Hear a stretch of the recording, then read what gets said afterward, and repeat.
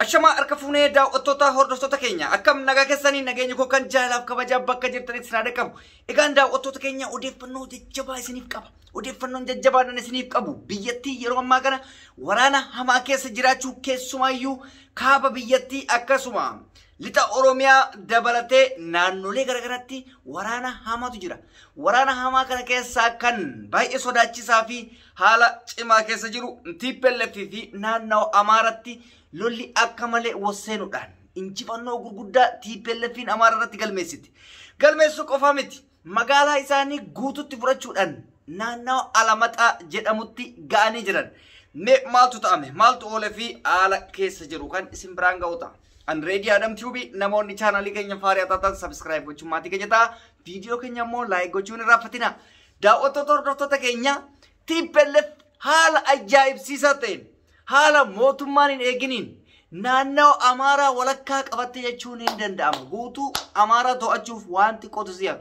Sanneen keessaa Walqaayit fudhattee jirti. Amma walakkaa biyyattii naannoo Alamaxaa jedhamu guutuun guutuutti to'attee alaabaa ofii dhaabdee jirti. Naannoon Alamaxaa kuni naannoo Tigraay miti. Naannoo Amaaraatti. Akkasuma kan amma dura irraa ari'atanillee naannooma isaaniiti jechuudha.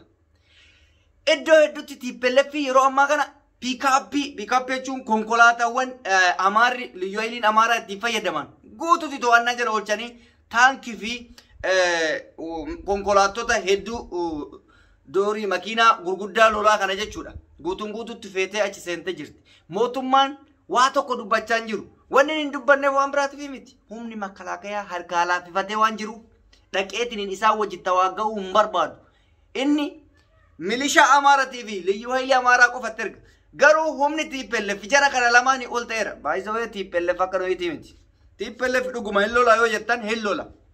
Lolli isaa hangana ulfaatee biyyattii akkatti gaaga'ama jala kaa'ee gaafa jennee ol gaafannu garuu TPLF gargaarsa humna alaa guutuun guutuutti qabdi. Dhibbarraa dhibbatti keessayyuu gargaarsa Ameerikaa qabdi jechuudha. Maaliif isiniin jedhee amma dura gaafa Maqalee keessaa ari'attaniitiin makalaakaa Finfinneetti deebisan san gargaarsa kan isaanii ta'e waraana isaan lolan caalatti sadarkaa waraana kuma sagalii booji'an san kan gargaarsa guddaa ta'eef Ameerikaadha.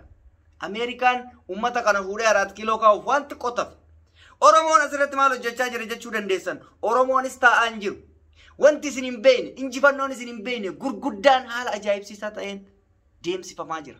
Keessumaayyuu guyyaa har'aa fi kaleessaa woboo zoonii kibbaa tarkaanfilee haalessaa liyyuu haayilii poolisii Oromiyaa yookaan humna addaa jedhamtee tayyaamamtu san takkaalama osoo hin taane dhibbootan daaraa fi biyyatti makee jira. Kana odeeffannoo kana qabatamaan kan isiniif himu mootu haasaan osoo hin taane viidiyoo qabatamaan yeroo tarkaanfii haalessaa fudhatan YouTube waan hin eeyyamneef qofa isiniif dabarsuu hin dandeenye. Haa ta'uti fuula sooshaal miidiyaa kanarratti argitan jedheen amanaa jechuudha. Woboon akka ajaa'ibsiisaa ta'een humna godhatte baay'isawee biltsiginnatu salphina guddaa keessa jira malee uummanni keenya haala ajaa'ibsiisaa ta'een kaka'eetiin waraana hamaa keessa gaggeeffamaa jira. Biltsiginnaan garuu humnisi laafee dadhabee waraanota isaa osoo leenjisin ji'oota 3 ji'oota 4 ijoollee leenjirra jiran hidhachiisee gadi yaasaa jira. Maaliif humni isaa laaffifate kaa? Asiin TPLF akka malee humna godhattee jirti. Asiin immootu Oromiyaan haala ajaa'ibsiisaa ta'een woboo leenjii ji'oota 6 hanga ji'oota 9tiin humnoota baay'isawee nutu hin beekne malee woboon akkuma mootummaan addunyaa leenjisutti jechuudha kan ji'a 6 leenjisuu qaba. Humna addaa jedhee kan kophaatti ji'oota 9 akkas amata meeqallee leenjisuun jira jechuudha. Tarkaanfilee woboo fudhate keessaa takka lama isiniin jechuun danda'u. Galannan isiniif galchuu barbaadu mootu xiqqoo dhiyeenya kana uummanni keenya reefu woboodhaan wal baraa jira. Gargaarsa woboodhaafis gochaa jira. Akkasumas mootu woboon saba kana akka ifa baasuudhaaf deemu argaa jira. Haamilee toraa jira. Woboonis kanumarraa sababeeffateetiin haala ajaa'ibsiisaa ta'een injifannoolee gurguddaa gargaarsa alaa malee. Wanni isin ajaa'ibu keessaa nuti gargaarsa alaa tokko hin qabnu. Ameerikaan tokko nun gargaarre, Raashiyaa yookaan immootu Kooriyaan tokko nun gargaarre. Akkanumatti hawaasnummaan keenya tattaaffii godhee fi qeerroon akkasuma woboon tarkaanfii godheen hanga ammaa deemaa jira.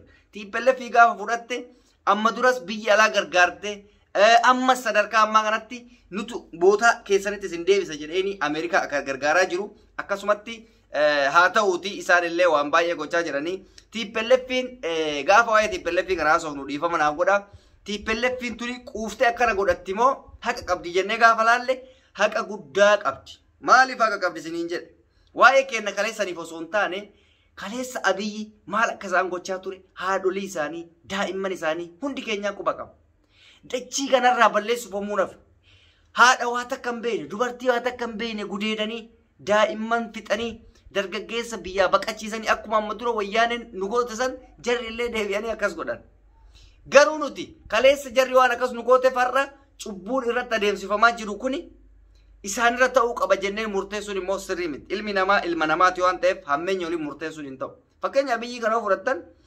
quufa akkas godha malee mee warri TPLF kun waraana Abiyyi qabee jira akka isaan godhan san harkan deeffanne hin qabeeni dhe bakka akka namaatti kan silaa dideemmootu yaa biyyatti makuu waan jiru waan ta'eef inni beekamaadha garuu Abiyyi waraana isaanii yoo qabu haala hammeenya ta'een akka isin argitan sanitti qilee irraa waan inni gochaa ture afaan kiyyanan dubbatu viidiyoo waraabaa ture BBC'n irraa haasa'aa ture Aljazeeraan waan hundi irraa haasa'aa ture jechuudha isinii gale kanaaf cubbuun inni kaleessa gochaa ture sunarra ummata kana irree itti ta'e xiiqaanii haala ajaa'ibsiisaa ta'een teessoo ho'aa ofiitti irra deemanii Sahaaratti galanii deebi'anii amma biyya ofii qabatan qabsaa'onni kennallee osoo waan akkanaa kana fakkeenya ta'anii baay'ee gaariidha amma namni kenna Finfinnee maafi biyya alaa kana taa'ee wal ajajuu malee hidhannootti of galchee onnee guutuudhaan saba kanaaf kadhaabatu nama muraasa namoota akka jaalmarroo kana yoo ta'an malee inni kun taa'eetuma ajajuu barbaada jechuudha haala ajaa'ibsiisaa karatu deemamaa jira biyyattiin eessatti akka deemtu bicha ani baay'ee na dhibee jira